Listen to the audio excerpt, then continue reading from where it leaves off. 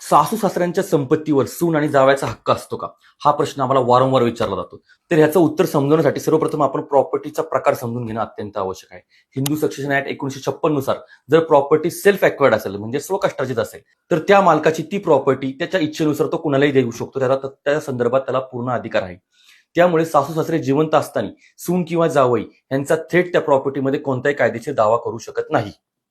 दुसरीकडे जर ती प्रॉपर्टी वडिलोपार्जित किंवा अँसेस्टर प्रॉपर्टी असेल आणि ती 4 पिढ्यांनी चालत आलेली असेल तर यामध्ये मुलांना जन्मसिद्ध हक्क असतो. पण त्या हक्कांमध्ये सून किंवा जावयाला थेट हिस्सा मिळत नाही. उदाहरणार्थ आपण समजून घेऊ, पतीचा मृत्यू झाल्यानंतर पत्नीला मिळणाऱ्या वाट्यातून पत्नीला म्हणजे सून म्हणून वारसदार म्हणून हिस्सा मिळू शकतो, कारण ती त्या पतीची लिगल हेअर्स मध्ये येते.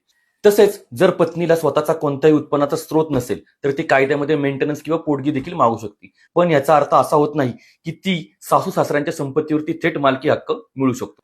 जावयांच्या बाबतीमध्ये तर नियम अधिक स्पष्ट आहेत. जावया सासू सासऱ्यांचा थेट वारस मानला जात नाही, त्यामुळे त्याला त्या संपत्तीमध्ये जन्मसिद्ध किंवा थेट हक्क मिळत नाही. आणि जर सासू सासऱ्यांनी मृत्यूपत्र केले असेल तर संपत्तीतील वाटप त्या मृत्यूपत्रानुसारच केले जाते. थोडक्यात सांगायचे गेले तर सून आणि जावई यांना सासू सासऱ्यांच्या संपत्तीमध्ये थेट जन्मसिद्ध हक्क नसतो. हे समजून घेणे अत्यंत महत्वाचे आहे. कायदा समजून घेतला तर अर्धा वाद इथेच संपतो. अशाच कायदेशीर माहितीसाठी आम्हाला फॉलो करा.